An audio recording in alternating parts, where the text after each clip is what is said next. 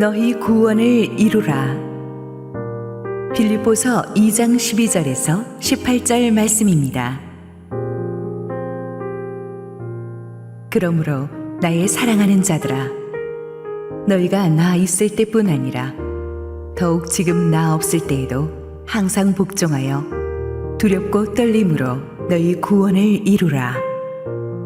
너희 안에서 행하시는 이는 하나님이시니 자기의 기쁘신 뜻을 위하여 너희에게 소원을 두고 행하게 하시나니 모든 일을 원망과 시비가 없이 하라. 이는 너희가 흠이 없고 순전하여 어그러지고 거스르는 세대 가운데서 하나님의 흠 없는 자녀로 세상에서 그들 가운데 빛들로 나타내며 생명의 말씀을 밝혀 나의 다름질이 헛되지 아니하고 수고도 헛되지 아니하므로 그리스도의 날에 내가 자랑할 것이 있게 하려 함이라. 만일 너희 믿음의 제물과 섬김 위에 내가 나를 전제로 드릴지라도 나는 기뻐하고 너희 무리와 함께 기뻐하리니 이와 같이 너희도 기뻐하고 나와 함께 기뻐하라. 할렐루야. 우리 하나님께 감사와 영광의 박수 올려드리겠습니다. 우리 함께 기도하시고 하나님 말씀 보겠습니다. 사랑의 아버지, 은혜를 감사합니다. 부족한 종을 오늘도 붙잡으시고 우리 주님의 영광의 말씀으로 우리에게 도전하시고 격려하시옵소서. 예수님 이름으로 기도했습니다. 아멘. 지난주 본문에서 우리는 예수 그리스도의 마음을 품는 겸손이 얼마나 중요한가 하는 걸 배웠습니다. 교만으로 인해서 천국에서 쫓겨난 사탄이 장악하고 있는 것이 세상입니다. 그러므로 우리가 세상 속에 살다 보면 굉장히 경쟁적이고 전투적이 됩니다. 서로 교만해서 서로와 싸우게 되죠. 그래서 이 세상의 영을 물리치는 길은 겸손하신 그리스도의 마음을 품는 것입니다. 내부 분열이 있던 빌립보 교회 지도자들과 성도들은 이 말을 가슴에 새겨야 했어요. 예수님의 겸손을 묵상하고 주님을 닮기 위해 몸부림쳐야만 우리는 세상을 이기고 승리할 수 있을 것이고 마귀가 교회를 분열시키려 하는 것을 막을 수 있을 것입니다. 오늘의 본문도 그 주제와 연결선상에 있습니다. 12절 함께 읽습니다. 그러므로 나의 사랑하는 자들아, 너희가 나 있을 때뿐 아니라 더욱 지금 나 없을 때에도 항상 복종하여 두렵고 떨림으로 너희 구원을 이루라. 자, 여기서 구원을 이룬다 하는 말이 무슨 뜻입니까? 이 말을 잘못 해석하면 구원을 얻기 위해 노력하라는 뜻으로 들립니다. 그런데 그런 건 아니죠. 왜냐하면 빌립보서 1장 1절에서 바울은 이미 빌립보에 있는 성도들에게 편지하고 있었거든요. 성도들은 이미 예수의 보혈로 구원받은 사람들이에요. 구원을 이루기 위해 노력할 필요가 없어요. 그리고 이 불교나 가톨릭에서는 이 구원의 확신을 죽을 때까지 가봐야 안다 그랬어요. 그렇기 때문에 죽을 때까지 굉장히 긴장하면서 선행을 많이 해야 합니다. 그런데 우리 개신교에서는 구원은 인간의 행위가 아닌 100% 하나님의 은혜로 얻은 것이기 때문에 한번 받고 나면 그 누구도 빼앗을 수 없다는 성경 말씀을 그대로 믿습니다. 그러므로 이 빌립보서의 이 12절의 메시지는 불신자들에게 어떻게 하면 구원받을 수 있을까 하는 메시지가 아니라 구원을 받은 성도들이 어떻게 살아야 되는가를 알려주는 메시지라고 하겠습니다. 오늘의 본문에서 구원을 이룬다는 말의 원어적인 의미는 광산에서 채취할 수 있는 걸 다 캐낸다는 뜻을 담고 있어요. 구원을 이룬다는 것은 마치 천국의 보물창고에서 보화를 부지런히 캐내는 것과 같습니다. 같은 광산을 받고도 이걸 부지런히 기술을 개발하고 노력해서 다이아몬드를 캐내는 사람이 있는가 하면 게으르고 지혜로지 못해서 석탄 몇 개 뽑아내고 끝나는 사람이 있다는 거예요. 1922년 11월에 영국의 고고학자 하워드 카터가 고고학의 전설이 됩니다. 이집트 왕가의 계곡에 있는 고대 이집트 왕 투탕카멘의 왕묘를 발견했기 때문이죠.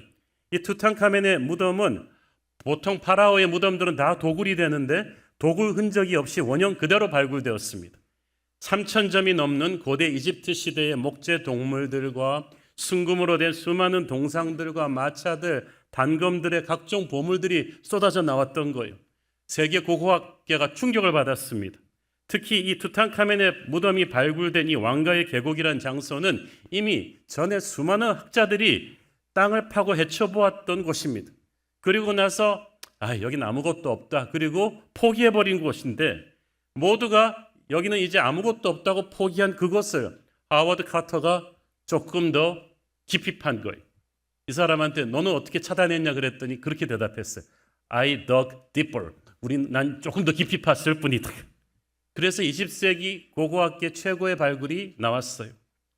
다른 사람들은 아무것도 없다고 포기해버린 것을 조금 더 부지런히 조금 더 깊이 판 하워드 카터가 최고의 보물을 발견한 것처럼 우리는 같은 구원을 받고도 이 구원의 축복이 얼마나 풍성한 것인지를 미처 깨닫지 못해서 이 구원의 축복을 다 누리지 못하고 가는 사람이 너무나 많습니다. 같은 슈퍼컴퓨터를 선물로 받고도 어떤 사람은 간신히 월드 프로세서로만 쓰는데 어떤 사람은 사용법을 배워가지고 영상 편집도 하고 PC 게임도 하고 화상 컨퍼런스도 하고 인터넷 홈피도 만들고 그래픽 파일도 편집합니다. 똑같은 예수를 믿는데 어떤 사람은 하늘의 능력을 다운로드하는 능력과 기적의 삶을 사는 맥시멈 크리스천인가 하면 어떤 사람은 그냥 간신히 교회 출석만 하면서 무기력하고 우울한 미니멈 크리스천의 삶으로 끝내는 경우가 많아요. 하나님이 선물로 주신 구원은 천국의 보물 창고를 우리에게 주신 것과 같습니다. 거기서 최대한을 뽑아내는 것은 우리 하기에 달렸죠. 그래서 주님께서 구하라 찾으라 두드리라고 하신 것은 이미 믿는 하나님의 백성들에게 천국의 보화는 얼마나 너희가 부지런하냐, 얼마나 너희가 열정적인가, 얼마나 갈급하냐에 달렸다고 했습니다. 이 구원을 이루라는 말을 영어 성경에서는 워크아웃이라고 하잖아요. 운동선수들의 운동할 때 하는 말이에요. 현재 진행형 동사예요. 중간에서 멈추지 말고 올림픽 선수들이 훈련하기 위해 땀을 흘리듯이 쉴 새 없이 이 축복의 광산에 달라붙어 가지고 하늘의 보화를 캐라는 거지. 작은 걸로 만족하지 말고 계속 파고 들어가면 너는 하늘의 능력을 최대한 끌어낼 수 있을 것이다 라는 거예요. 내게 주시는 구원은 얼마나 우리가 영적으로 부지런하냐, 얼마나 열심인가에 따라서 누릴 수 있는 은혜와 축복이 천지 차이로 달라졌어요. 어저께 우리 교회에서는 재직훈련 LTS 스쿨이 있는데 소그룹별로 제가 식사를 하다가 깜짝 놀랐어요. 보통 우리 교회 재직 후보까지 올라오려면 등록한 지 한 7, 8년은 돼야 되거든요. 근데 코로나 때 등록하신 분이 올라온 거예요. 코로나 때 등록했다면 그때 등록했다면 3, 4년이 안 되잖아요. 그런데 어떻게 이분이 목사님들과 장로님들의 추천을 받아 재직 후보가 되었는가 보니까 이분은 그 3년을 남들 30년처럼 쓴 거예요. 새로운 교회 와가지고 열망을 가지고 새가족, CES 있는 모든 양육 프로그램을 다 하고 사역도 열심히 하고 그러니까 지켜보던 목사님, 장로님들이 이분이 오래된 줄 알았던 것 같아요. 그 열정이 4년 만에 우리 재직 후보로까지 올라오게 만들지 않았나 생각을 합니다.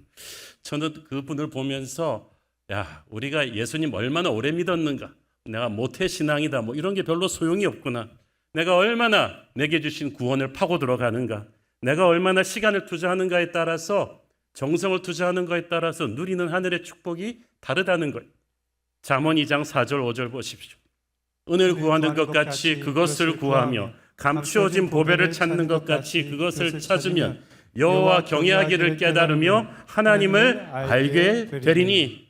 보통 사람도 하나님을 알긴 하는데 대충 아는 거죠. 그러나 우리가 점점 깊이 파면 팔수록 여러분은 더 큰 하나님의 은혜와 능력을 체험하게 될 것입니다.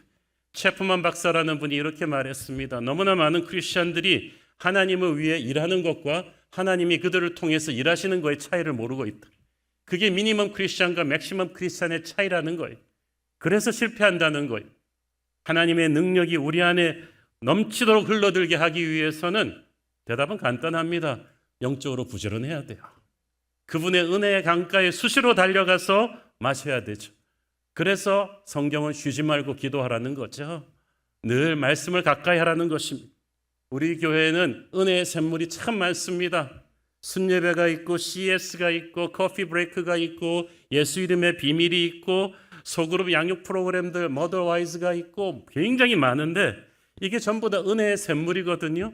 여러분이 직장 생활하느라고 바쁘고 애 키우느라고 바쁜 거 알지만 원래 초대교회에서도 바쁜 사람들이 더 열심히 했어요. 시간이 내는 대로 달려가서 이 은혜의 자리에 가서 그 광산을 캐세요. 그러면 하나님께서 놀라운 영적인 비밀과 은혜를 여러분에게 주실 것입니다. 그래서 똑같이 10년 교회 다녔어도 10년을 100년처럼 사는 사람이 있잖아요. 여러분 사도행전에 나오는 그 놀라운 기적과 말씀의 소유자 스테반 집사, 빌립 집사 다 성령 받고 예수 믿은 지 1년도 안 돼서 그렇게 된 거예요. 1년도 안 된 집사가 그렇게 놀라운 일을 행할 수 있다면 여기서 우리 1년 이상 예수 믿은 사람들은 다 회개합시다. 같은 예수님을 믿으면서 왜 우리는 구원의 광산에서 그만큼 캐내지 못했습니까? 영적으로 게을렀기 때문이죠. 우리가 영적으로 좀 더 욕심을 내면, 부지런을 내면 하늘의 능력을 다운로드하고 자기도 변하고 남도 변화시키는 영적 용사가 될 줄 믿습니다. 은혜가 참은 능력이 생기죠. 그러면 세상에 죄로 물든 물결을 역류할 수 있는 힘이 생깁니다.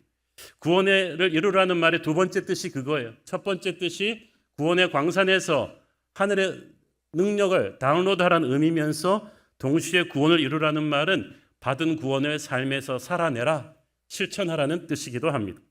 구원을 우리가 삶에서 살아내는 방법은 두 가지입니다. 옛사람을 벗고 새사람을 입는 거예요. 에베소서 4장 22절 24절 읽습니다. 너희는 유혹의 욕심을 따라 썩어져가는 구습을 따르는 옛사람을 벗어버리고 오직 너희의 심령이 새롭게 되어 하나님을 따라 의와 진리의 거룩함으로 지으심을 받은 새사람을 입으라. 벗어버리고 입으라. 이 말은 우리가 해야 된다는 뜻이에요. 은혜는 하나님이 선물로 주시지만 그 은혜를 누리기 위해서는 내가 해야죠. 천하제일의 명약도 내가 안 먹으면 무슨 소용이 있겠어요. 먼저 옛사람과 결별해야 됩니다. 우리를 구원받지 못하게 했던 사탄은 우리가 일단 구원받고 나면 이제 그 다음 플랜으로 갑니다. 무기력한 크리스찬으로 주저앉히려는 거예요. 구원을 누리지 못하게 하고 주저앉히려는 거예요. 그 방법은 심플하죠. 우리 안에 남아있는 옛사람으로 계속 희귀하게 만드는 것입니다. 각 사람마다 특별히 넘어야 되는 옛사람의 잔재가 있어요. 욱하는 성미를 이기지 못하는 사람이 있고 돈만 보면 생각이 확 돌아버리는 사람이 있고 항상 교회에서 은혜 받았다가도 내 옛사람이 확 일어나는 경우가 있는데 이것과 우리가 싸워 이겨야 되는 거죠. 하나님의 자녀의 평생 숙제죠.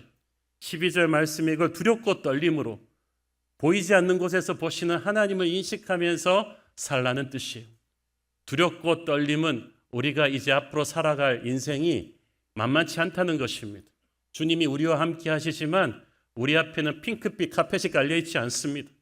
사방이 사망의 음침한 골짜기고 마귀가 호시탐탐 덫을 놓고 기다립니다.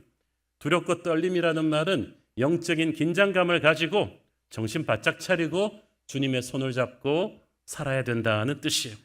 특히 이 사람마다 자기가 특별히 연약한 옛사람의 모습이 있는데 빌립보 성도들에게 있어서 굉장히 지금 극복해야 된 옛사람이 있었습니다. 14절 모든 일을 원망과 시비가 없이 하라. 원망과 시비는 다 입 밖으로 나오는 말이에요. 원망과 시비의 생각이 아니라 말인데 원망은 grumbling, 사람 안 보는 데서 수근덕수근덕 하면서 남의 험담하고 불평하고 비난하는 것을 말합니다. 시비는 아예 대놓고 하는 논쟁, 다툼을 말하는 거죠. 이거를 빌립보 성도들이 넘어야 된다는 거예요. 우리 믿는 사람들이 세상과 차별화되는 가장 큰 포인트 중에 하나가 언어가 바뀌는 것입니다. 하나님은 말씀으로 세상을 창조하셨고 말의 권세를 우리 크리스천들에게 주었기 때문에 입술에서 나오는 말이 굉장히 중요합니다. 오죽하면은 오순절 성령 강림하고 나서 첫 번째 바뀐 게 우리의 입술이겠어요. 원망과 시비의 언어 습관은 우리가 생각하는 것보다 훨씬 심각한 파장을 낳습니다. 15절 읽습니다. 이는 너희가 흠이 없고 순전하여 어그러지고 거스르는 세대 가운데서 하나님의 흠없는 자녀로 세상에서 그들 가운데 빛들로 나타나며 흠이 없고 순종하라는 말은 세상적 가치관에 물들지 않아 가지고 세상이 비난할 일이 없도록 하라는 뜻이죠. 이게 14절의 원망과 시비랑 링크가 된 말씀이거든요. 그 말은 너희들이 계속 원망과 시비의 언어를 고치지 않는다면 세상 사람들로부터 너희들은 앞으로 빌미를 줄 것이다. 너희도 우리와 별 다를 게 없네 하면서 비난받게 된다는 뜻이. 성도들이 원망과 시비의 언어를 입에 달고 살면 세상과 똑같아집니다. 어둠의 빛이 되어버린 빛은 더 이상 어둠을 밝힐 수가 없죠. 하늘나라 언어는 감사와 찬송인데 원망과 시비는 지옥의 언어죠. 마귀의 언어죠. 그래서 여러분이 원망과 시비를 입에 올리면 여러분의 마음이 지옥 같아집니다. 감사와 찬송을 입에 올리면은 그때부터 천국이 내 안에 임합니다. 하나님의 자녀가 하늘의 언어를 하고 살아야 되는데 세상의 언어를 어느 순간 입에 올리는 순간 성령이 슬퍼하시고 마귀가 춤을 추게 되는 거죠. 사탄은 다툼의 영이고 분열의 영이기 때문에 여러분이 원망과 시비의 말을 크리스찬들도 꺼내놓기 시작하면 여러분 삶 속으로 마귀떼를 초대하는 것과 똑같아요. 이브가 사탄의 꿰매 넘어가 선악과를 따먹은 것은 하나님을 원망하는 마귀의 말을 딱 두 마디, 히브리어로 딱 두 마디 따라했어. 하나님과 같이 될까 하노라. 이 말이 나오는 순간에 마귀가 달라붙었어요. 이 말이 내 안에 있을 때는 내가 그 말의 주인이지만 일단 입 밖으로 나오면 이거 통제 못합니다. 이 원망과 시비의 말이 나오는 순간 이거는 마귀떼를 초대하는 파티장이 되는 거죠. 그러므로 여러분의 인생에 마귀떼가 침공하는 걸 막고 싶다면 원망과 시비의 말을 입에서 버리기를 바랍니다. 지금 빌립보 교회가 그게 문제예요. 지난주 설교에서 우리는 빌립보 교회 내부 분열이 유아디와 순두계 두 여성 지도자들의 교만의 충돌이라고 배웠죠. 그래서 예수의 겸손을 본받으라고 했는데 오늘 말씀에서 바울은 두 번째 문제는 뭐냐? 두 사람과 그들의 추종자들이 원망과 시비의 언어가 많다는 거지. 그래서 둘 다 교회를 사랑하고 하나님의 일도 열심히 하는데 사역하면서 툭하면 원망과 시비를, 원망하고 불평하고 툭하면 싸우고 이러니까 교회 갈등이 더 악화되는 거예요. 그러면 우리는 세상과 다를 바가 없죠. 교회가 어지러워집니다. 주님의 영광이 땅에 떨어지는 거예요. 그래서 우리가 교회 사역을 얼마나 많이 하는가가 중요한 게 아니라 원망과 시비하지 않으면서 해야 돼요. 제가 참 우리 교회 성도들 성숙하다고 생각하는 게 이번에 LTS 몽고 아우리치 갔을 때 정말 힘든 일 많았습니다. 공항에서 억류되기도 하고 또 경찰이 출동하기도 하고 또 좋은 방을 유젠과 사모 세미나를 위해서 빌렸는데 또 새 호텔인데 에어컨이 고장나서 안 나오기도 하고 얼마나 힘들었겠어요. 그 더위에. 그런데 우리 성도들이 그런 짜증나고 힘든 상황이 되면 이렇게 말을 딱 안 하더라고요. 그리고 그냥 같이 기도하면서 격려하면서 버텨내니까 어려운 상황에 팀들일수록 더 은혜가 넘치고 제가 그걸 보면서 목사보다 훌륭하다. 여러분 원망과 시비의 말을 닫으면 그때부터 천사가 역사하기 시작합니다. 15절 말씀처럼 어그러지고 거스러지는 세대 가운데 하나님의 흠없는 자녀로 세상에서 그들 가운데 빛으로 나타나려면 그들과 차별화되려면 그들에게 거룩한 충격을 주려면 교회 일을 하면서 원망과 시비를 하지 말라는 거죠. 바울은 지금 빌립보 교회가 그러지 못하고 있는 점을 개탄하고 있는 거죠. 자, 빌립보 성도들이 그 원망과 시비의 옛사람을 벗어야 했다면 동시에 그들은 성령의 새 사람을 입어야 했어요. 12절에 보니까 나 없을 때에도 항상 복종하여라고 되어 있죠. 복종이라는 말은 순종이란 뜻이에요. 이제 성령의 새 사람을 입는다는 것은 이제부터 내 마음대로 사는 것이 아니라 하나님의 뜻에 순종하는 삶을 말합니다. 내 인생을 향한 하나님의 뜻이 아니라 하나님의 뜻을 위한 내 인생이에요. 그러므로 우리가 하나님의 뜻을 분별한다는 것은 하나님의 뜻을 분별해서 내 인생을 거기다가 조율하는 것입니다. 내가 좋아하는 일이 아니라 하나님이 기뻐하시는 일, 내가 편한 일이 아니라 하나님이 원하시는 일을 하는 쪽으로 마음이 이제 돌아가기 시작해. 이게 처음엔 좀 어색한데 하기 시작하면 기쁨이 옵니다. 우리 크리스천들은 나쁜 일 안 하려고 애쓰는 사람이 아닙니다. 우리는 하나님의 일을 하려고 애쓰는 사람이에요. 축구 선수가 반칙 안 하려고 축구합니까? 골을 넣으려고 축구하는 거죠. 내 시간과 돈을 하나님의 나라를 위해서 헌신해버리고 나면 죄질 여력이 없어요. 그렇죠?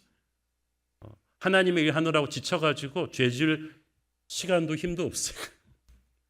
불교나 가톨릭에서는 이 선한 일이 구원받기 위한 수단이지만 우리에게는 구원받은 은혜의 열매입니다.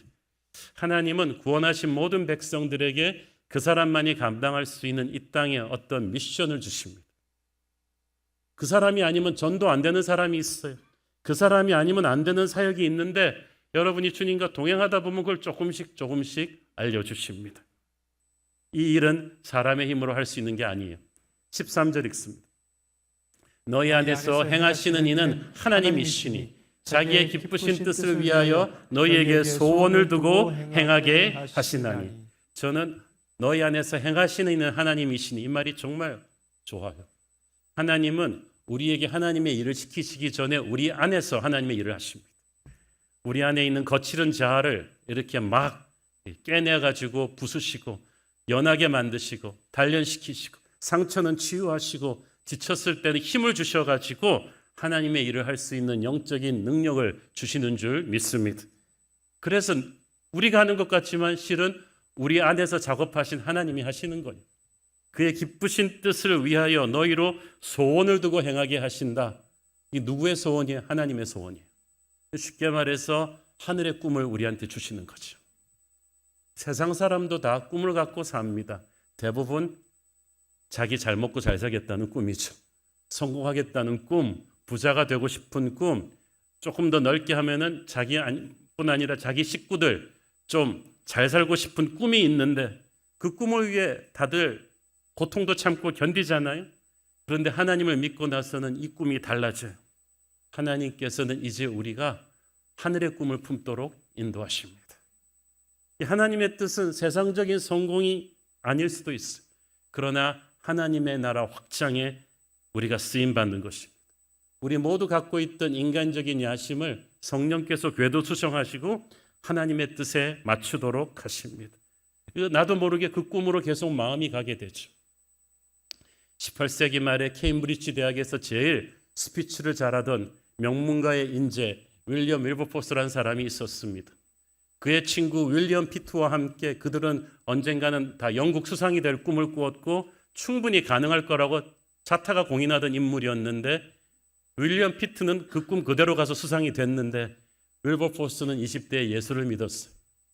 그는 수상이 되겠다는 꿈 대신에 영국에서 노예제도를 폐지하고 영국 국회의원들과 상류사회에 다 복음을 전하는 그런 꿈을 꾸었어요. 그러니까 수상은 못 되죠. 수십 년 동안 그의 전도로 영국 국회의원들의 3분의 1이 예수를 믿었어요. 영국의 야만적인 형벌들이 다 폐지되고 40여 년에 걸친 대국회 투쟁을 통해 노예제도도 폐지되어 버렸어요. 그는 수상이 되지는 못했지만 그의 이름은 기독교 역사에 수많은 영국의 수상들은 잊혀졌지만 영원히 남았습니다. 여러분 안에 하나님의 꿈이 자리 잡기를 바랍니다. 하나님은 그 꿈을 행할 수 있게 힘을 주세요. 너희로 소원을 두고 행하게 하신다는 말은 기운차게 일할 수 있게 하신다는 뜻이에요. 하나님의 꿈을 이루는데 그냥 마지못해 질질 끌려가는 게 아니라 정말 의심이 가고 문제도 있고 어려움이 있지만 굴복하지 않고 힘차게 매진할 수 있는 하늘의 능력을 주께서 부어주실 줄 믿습니다. 마음속에 이 하나님의 뜻이 느껴지기 시작할 때 성령이 주시는 감동이 있어요. 여기에 어떻게 반응하는가에 따라서 작고 보잘것없는 사람도 여기에 온전히 순종하고 나가면 하나님의 역사가 이루어집니다. 지난 한글날 공휴일을 끼고 저는 장로님들 부부들과 함께 일본의 동경 요코하마 지역으로 최초의 한글 성경 번역자 이수정 씨의 발자취를 돌아보는 2박 3일 이 코스를 다녀왔습니다. 많은 분들이 한국에 처음 들어온 개신교 선교사가 언더우드와 아펜셀러라는 것은 알고 있습니다. 하지만 그들 뒤에 이수정이라는 인물에 대해서는 모르시는 분들이 많습니다. 19세기 말 조선 왕조 말기에 홍문관 교리까지 지냈던 학문이 탁월했던 호남선비 이수정이라는 사람이 있었습니다. 그는 이모군란 당시에 민비의 생명을 구한 공로를 인정받아 왕으로부터 소원이 뭐냐는 말을 듣게 됩니다.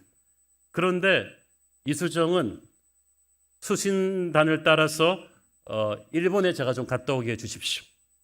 이수정은 집을 요구할 수도 있었고 벼슬을 요구할 수도 있었는데 왜 하필 사신단에 끼어서 일본으로 가고자 했을까요? 그는 이미 조선을 압박해 들어오는 강성해진 일본을 보면서 어떻게든 일본에 앞서가는 서구 문물을 배워서 조선을 강한 나라로 만드는 데 일조하겠다는 결심이 있었던 거예요. 그래서 40살의 이수정은 사신단과 함께 1882년 일본의 요코하마에 도착합니다. 당시 메이지 유신의 전초기지였던 요코하마는 온갖 서양 문물과 사람들 그리고 근대화하는 일본의 활기찬 모습으로 별천지 같았습니다. 그래서 전기를 보고 그 다음에 전차를 보고 자동차를 보면서 이수정은 충격을 받았어요. 아직도 가난한 조선이 생각났죠. 우리도 빨리 서양 문물을 배워서 일본을 넘어야지.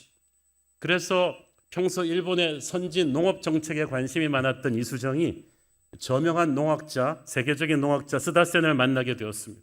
그런데 그 스다센의 집에 갔더니 멋진 한자로도 액자가 하나 걸려 있는 거예요. 마태복음 5장 산상수훈이었어요. 그래서 이 이수정이 이걸 쫙 읽고 나서 야, 이거는 어떤 공자 맹자님의 말씀보다 깊이 있는 진리로다. 그러면서 한참을 서 있으니까 이 스다센이 독실한 크리스찬 이 선생이 눈치를 딱 보다가 이수정에게 한자 성경을 선물로 줬어요. 그러면서 말하기를 이 방 안에 켜진 불이 공자의 불빛이라고 한다면 이 책 안에 있는 분은 이 성경책 안에 있는 분은 온 누리를 밝히는 태양 같은 분이 계신다. 당신이 이 성경책을 읽으면 그분을 만나게 될 것이다. 그래가지고 이 이수정이 성경책을 읽으면서 예수를 믿게 돼요. 일본으로 왔던 다른 사신단은 3개월 뒤에 귀국했는데 이수정만 혼자 남았어요. 일본의 선교사들이 많으니까 신앙을 더 깊게 하기 위해서였죠. 그리고 7개월 만에 미국 선교사로부터 세례를 받는데 그가 일본에서 세례받은 첫 한국인입니다. 세례받은 지 열흘도 안 돼서 도쿄에서 일본의 선교사 목회자들 한 50명이 저렇게 다 모였어요. 일본의 기라성 같은 목회자와 영적 리더들인데 그 자리에서 이수정이 초대를 받았는데 세례받은 지 열흘밖에 안 된 사람이 초대받아서 놀라운 일이 일어납니다. 영상 잠깐 보시겠습니다. 이수정이 세례를 받은 그해 5월 도쿄에서는 일본의 선교사와 목회자들이 대거 참석한 제3회 전국 기독교 대친목회가 열렸고 이수정도 초대를 받아 참석하게 되었다. 그곳에서 이수정은 다시 한번 그가 하나님의 사람임을 입증한다. 집회 4일째 예배 중 일본인 목사 오쿠나 마사지나는 이수정에게 공중 기도를 부탁한다. 그러나 일본 땅, 일본인들 앞에서 조선어로 기도를 시작하는 이수정. 당시 집회에 참석했던 일본 기독교 사상가 우치무라 간조는 자신의 저서에서 그 당시를 이렇게 회상한다. 그는 자기 나라 말로 기도했는데 우리들은 그 마지막에 아멘 소리밖에 알아듣지 못했다. 그러나 그 기도는 무한한 힘을 가진 기도였다.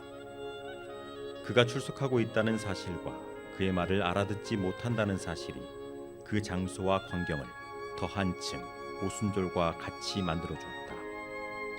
우리들의 머리 위에서 무엇인가 기적적이요 놀랄만한 사실이 일어나고 있다는 것을 온 회중이 다 같이 감득했다. 우리들 회중 일동은 다 태양이 머리 위에 비치고 있지 않은가 하기까지 신기하게 여겼다. 네. 이 우치무라 간조를 비롯해서 거기 앉아있던 50여 명의 사람들은 우리보다 30년 먼저 개신교 복음을 받은 일본 기독교의 아주 내노라하는 거성들이었는데 세례받은 지 열흘밖에 안 된 한국의 신자의 조선말 기도를 통해 성령의 불같은 감동을 느낀 거예요. 그리고 우치무라 간조는 그때 예견했습니다. 복음이 조선에 우리보다 늦게 들어오지만 조선의 기독교의 부흥은 일본을 넘어설 것이라는 것을 그때 예견했죠. 이수정은 이 복음을 접하면서 자기는 메이지 유신을 일으킨 일본의 농업 기술과 서양 문물을 배우러 왔는데 핵심이 이게 아니라는 걸 알았어요. 핵심은 복음이구나. 우리 조선 민족은 복음을 받아야겠다. 조선의 복음화를 위해서 헌신하기로 마음먹습니다. 그래서 일단 동경으로 유학 오는 조선인 유학생들을 전도하기 시작했는데 유학생들을 만나기만 하면 다 예수 믿게 만들었어요. 그래서 윤치호를 비롯해서 30여 명의 유학생들이 이수정을 통해서 전도받고 개종하고 성경 공부 그룹에 조인하게 됩니다. 그 당시 동경에 유학 오는 조선의 유학생들은 보통 사람들이 아니잖아요. 다 쟁쟁한 가문의 자제들로서 일본의 근대화 비결을 배워서 조선의 나중에 리더가 될 사람들인데 그들이 이수정을 통해서 전부 다 예수를 믿었어요. 이들이 동경 YMCA 기독 청년회를 시작하게 되었고 훗날 3.1 운동보다 20일 앞서 독립선언을 합니다. 또 이수정은 일본 주재 미국 성서공회 총무 루미스 선교사에게 내가 미국 교회한테 편지를 쓰고 싶은데 한자로 쓰면 당신이 영어로 번역을 해서 좀 보내달라 그랬어요. 편지가 뭐냐 하면은 지금이 바로 조선의 복음을 전할 가장 좋은 때이니까 미국 교회에서 선교사를 좀 보내달라는 편지였어요. 그러니까 일본 사람들이 우리가 가면 안 되냐 그랬더니 당신들은 안 된다. 미국에서 와야 된다. 그래가지고 조선에 선교사 좀 보내주세요라는 간곡한 편지를 보냈기 때문에 건너와 우리를 도우라는 마게도니아인처럼 조선의 마게도니아인이다라고 이수정의 별명이 붙은 거예요. 이수정의 이 두 차례에 걸친 편지가 미국에 와서 미국의 모든 선교 잡지에 실리게 되고 이를 읽은 언더우드 아펜셀러 헤론을 비롯한 미국의 수많은 젊은이들이 속속 조선으로 선교사로 오게 되었습니다. 이수정의 학문이 뛰어나고 복음의 열정이 남다른 것을 본 루미스 선교사가 기도하다가 부탁했어요. 당신 그러지 말고 아직 당신 나라 문이 열리지 않았지만 조선말로 성경을 좀 번역해 주시오.